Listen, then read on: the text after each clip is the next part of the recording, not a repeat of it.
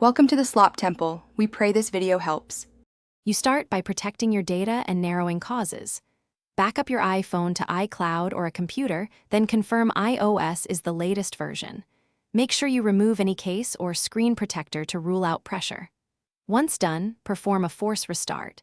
Quickly press volume up, quickly press volume down, then hold side until the Apple logo appears.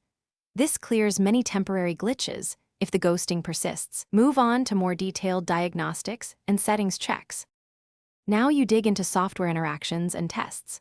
First, open display and brightness and toggle true tone, night shift, and auto brightness to see if the artifact responds. This isolates calibration issues. Next, run Apple diagnostics at an Apple store or use trusted screen test apps to reveal persistence under different colors and refresh rates. If software looks suspect, choose Reset All Settings to restore defaults without erasing data. This can remove conflicting settings that cause ghost images.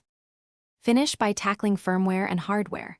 If diagnostics and resets don't work, perform a DFU restore from your computer to reload firmware and iOS. This resolves deep software faults.